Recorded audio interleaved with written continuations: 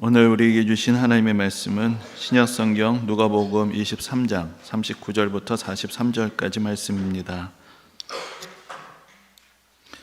허락하신 말씀을 봉독하겠습니다. 달린 행악자 중 하나는 비방하여 이르되 내가 그리스도가 아니냐 너와 우리를 구원하라 하되, 하나는 그 사람을 꾸짖어 이르되 내가 동일한 정죄를 받고서도 하나님을 두려워하지 아니하느냐. 우리는 우리가 행한 일에 상당한 보응을 받는 것이니 이에 당연하거니와 이 사람이 행한 것은 옳지 않은 것이 없느니라 하고 이르되 예수여 당신의 나라에 임하실 때 나를 기억하소서 하니, 예수께서 이르시되 내가 진실로 내게 이르노니 오늘 내가 나와 함께 낙원에 있으리라 하시니라. 아멘. 우리가 부활절 칸타타를 제대로 한 건 4년 만인 것 같습니다. 우리가 2020년 사순절 때부터 이제 코로나가 퍼지면서 그 이후로 아예 찬양대가 서지 못하거나 여러 가지로 또 제한이 많았는데, 드디어 4년 만에 우리가 이렇게 또 찬양대의 정성과 수고 가운데서 아름다운 또 찬양 예배를 드릴 수 있게 된 것 하나님께 감사를 드립니다. 이미 은혜는 다 받으셨지만 그래도 조금 더 보충하는 차원에서 오늘도 함께 말씀을 나눠보고자 합니다. 오늘 봉독해 드리는 말씀 가운데 이제 예수님의 십자가에서의 마지막 장면을 우리가 보게 되고, 그 본문에 두 명의 죄수들이 등장을 하는 것을 봅니다. 성경의 표현대로 이 사람들은 행악자들, 악을 행한 사람들이었습니다. 이 사람들은 예수님이 십자가에 달리시던 그날에 예수님과 함께 십자가형을 당한 그런 사람들이었습니다. 이들이 어떤 죄를 지었는지에 대해서 성경은 전혀 우리에게 이야기해 주지는 않습니다. 다만 이 십자가형이란 것이 잡범들을 처벌하는 그런 수단이 아니라 반역죄와 같은 어떤 로마 제국의 근간을 흔드는 이제 그런 죄에 대해서 사람들을 고통스럽게 처형하면서 또한 일종의 전시 효과로서 경고의 의미를 가지고 집행되었기 때문에 그들이 지은 죄라는 것이 결코 간단한 것이 아니었다라는 것 정도는 우리가 충분히 짐작을 할 수가 있습니다. 오늘 본문에 두 명의 죄수가 나오는데 그 중에 한 사람은 예수님을 비방합니다. 그러면서 내가 그리스도가 아니냐 너와 우리를 구원하라 라고 그렇게 외칩니다. 그런데 그의 옆에 있었던 사람의 생각은 달랐습니다. 그는 자기가 의로운 일을 하다가 억울하게 처형을 당했다고 생각하지 않았습니다. 그래서 이렇게 이야기합니다. 우리는 우리가 행한 일에 상당한 보응을 받는 것이라고 말합니다. 저희가 어떤 거창한 명분을 가지고 무슨 일을 저질렀든지 간에 그들이 저질렀던 일은 악한 일이었고 그는 그런 일을 저지른 것이 잘못된 것이다 라는 것을 그 순간에는 깨닫고 있었던 것입니다. 그리고 그는 이미 예수님에 대해서 상당히 많은 것을 알고 있었습니다. 그는 예수님이야말로 아무 죄 없이 십자가형을 받으시는 분이란 것을 알고 있었습니다. 그리고 놀라운 것은 더 나아가서 예수님께서 지금 사람들이 보는 앞에서 십자가형을 당하고 계시지만은 그러나 이것이 예수님의 마지막이라고 그렇게 생각하고 있지 않았습니다. 어떻게 이 사람이 이런 믿음을 갖게 되었는지 우리가 그것을 다 알 수는 없습니다. 하지만 당시의 유대인들 가운데에서도 마지막 날에 있을 의인의 부활을 믿는 사람들이 많이 있었습니다. 하나님은 불의하신 분이 아니시기 때문에 의로운 사람들의 삶을 이렇게 불의한 죽음으로 끝나게 하지 않으실 것이다. 마지막 날에 분명히 의인들이 다시 살아나게 될 것이다 라는 그런 믿음을 가진 사람들이 있었습니다. 그렇기 때문에 여기 이 죄수는 자기는 비록 죄수이지만 자기 곁에 있는 이 예수님은 이런 죽음으로 인생을 끝마치실 분이 아니고 분명히 부활의 영광을 받으실 분이라는 것을 믿을 수 있었던 것입니다. 그런데 이 사람의 믿음에서 더 놀라운 것은 그뿐이 아니라 이 부활의 날이 예수님에게는 하나님의 나라를 통치하실 왕으로 권세를 받으시는 그런 날이라고까지 그가 믿었습니다. 그래서 예수님을 향하여서 장차 당신의 나라에 임하실 때라고 그렇게 고백하는 것을 봅니다. 그런데 예수님에 대해서 그는 그런 믿음을 가졌습니다. 그러나 자기 자신에 대해서는 그런 믿음과 기대가 없었습니다. 나 같은 죄인은 이렇게 자기 죄로 처형당해서 마땅한 것입니다. 자신은 그가 믿고 있었던 의인의 부활과 영광을 누릴 자격이 없다고 생각합니다. 그런데 그 순간에 그가 기대하는 단 한 가지 소망이 있었습니다. 그것은 영광을 누리실 왕의 호의를 기대하는 것이었습니다.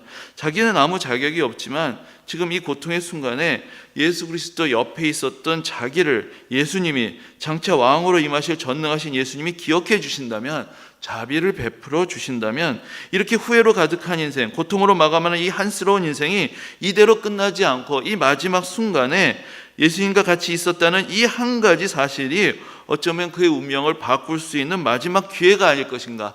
그는 그렇게 기대하고 예수님을 바라보고 예수님을 향하여 간절한 호소를 드렸던 것입니다. 그래서 그는 이렇게 이야기합니다. 당신의 나라에 임하실 때 나를 기억하소서라고 그렇게 간구합니다. 그가 자신을 기억해달라고 요청할 수 있었던 근거가 무엇입니까? 아무것도 없습니다. 그가 행했던 어떤 선행도 없습니다. 예수님께 내올 만한 아무런 아름다운 일도 없었습니다. 단지 그가 예수님 곁에 있었다는 것, 그것뿐이고 예수님께서 자비하시고 긍휼을 베푸신다는 그것만을 의지하면서 그는 감히 그 시간에 나를 기억해달라고 그렇게 외칠 수 있었던 것입니다. 그런데 놀랍게도 예수님께서는 이 사람의 간청을 받아주십니다. 그러면서 이렇게 말씀하십니다. 오늘 내가 나와 함께 낙원에 있으리라 라고 그렇게 약속하셨습니다. 우리가 지난 시간에 로마서를 통해서 바울이 그리스도와 함께 죽고 그리스도와 함께 사는 진리를 가르쳐 준 것을 살펴보았습니다. 근데 이 말씀은 사실 너무나 심오한 말씀입니다. 이해하기가 쉽지가 않습니다. 예수 그리스도와 함께 죽는다는 것은 무엇인가? 또 예수 그리스도와 함께 산다는 것은 무엇인가? 그런데 우리는 바로 성경 가운데서 예수 그리스도 바로 곁에서 예수 그리스도와 함께 죽음을 맞이했던 이 죄수, 그러면서 또한 예수님으로부터 낙원을 약속받고 예수님의 부활의 소망을 함께 나눌 수 있었던 이 죄수의 모습에서 예수 그리스도와 함께 죽는 것이 무엇인지, 예수 그리스도와 함께 산다는 것이 무엇인지를 조금 더 분명하게 배울 수가 있습니다. 이 죄수가 자신의 죄로 심판의 자리, 형벌의 자리에 서 있었던 것처럼 우리에게도 죽음이 찾아오는 이유는 모든 인간이 하나님 앞에서 죄인이라는 선언을 받았기 때문입니다. 우리가 그것을 인정하든지 인정하지 않든지 간에 우리에게 시시각각 찾아오는 죽음이란 것은 죄의 대가로 찾아오는 심판이다. 성경은 우리에게 그렇게 가르쳐 줍니다. 그런데 이 죄수에게 찾아온 은혜는 그가 예수 그리스도와 그 죽음의 순간에 함께 있었다라는 사실입니다. 예수님께서는 죽을 수밖에 없는 죄인인 우리의 삶의 자리에 함께 찾아오셨습니다. 그리고 우리가 가는 그 죽음의 길을 같이 가십니다. 예수님께서 그 죽음의 길, 십자가의 길을 가시는 것은 죄인으로서 죄의 대가를 치르기 위해서 가시는 것이 아닙니다. 우리가 죄인이기 때문에, 우리가 죽음의 길을 가고 있기 때문에 우리를 위해서 우리와 같이 낮아지셔서 우리를 만나주시고 우리의 삶과 죽음의 길에 동참하시면서 그 가운데서 이렇게 후회하고 낙심하고 절망하며 인생의 마지막을 맞이할 수밖에 없는 우리의 운명을 바꾸어 주셔서 우리에게 부활의 소망이, 영원한 하나님 나라의 축복이 있다는 것을 우리에게 보여주시기 위해서 우리 곁으로 찾아오신 것입니다. 그래서 여러분, 이 죄수의 입장을 생각해 보십시오. 이제 그에게는 죽음의 길이 두렵지 않습니다. 죽음의 길이 외롭지 않습니다. 그와 함께 죽으시고 그를 부르시고 그를 다시 일으키시고 그에게 하나님 나라 안에서 영원히 동행하시겠다고 약속하신 예수 그리스도께서 바로 그의 곁에 계시기 때문입니다. 이제 부활의 약속 속에서 우리에게 필요한 것은 하나님의 은혜 안에서 우리가 더 온전하게 변화될 것, 우리의 자신의 모습을 다시 되찾는 것입니다. 나와 우리의 이웃과 내가 사랑하는 사람과 이 세상에 대한 소망을 끝까지 버리지 않는 것입니다. 우리에게 다가올 종말과 소멸의 때를 예비하는 것이 아니라 새로운 소망과 새로운 출발과 더 풍성한 은혜를 향한 기대를 갖는 것입니다. 우리의 미래, 우리의 소망은 우리의 힘으로 이루어가는 것이 아닙니다. 그래서 우리의 인생의 마지막 순간에 우리는 사실 모든 것들을 내려놓아야 합니다. 우리 앞에 기다리는 죽음의 문턱을 우리가 거부할 이유가 없습니다. 부활이라는 말은 이미 죽음을 내포하고 있습니다. 죽음의 문턱을 넘은 사람만이 다시 살 수 있기 때문입니다. 내 힘으로 되지 않았던 인생, 내 힘으로 되지 않았다라고 고백하고 인정하고 우리 육신의 헛된 욕망 이제는 그치고 다 내려놓고 이제 온전히 우리 자신을 다 비운 후에 은혜로 주어지는 새로운 삶을 축복으로 받게 되는 것, 그것을 성경은 부활이라고 말하는 것입니다.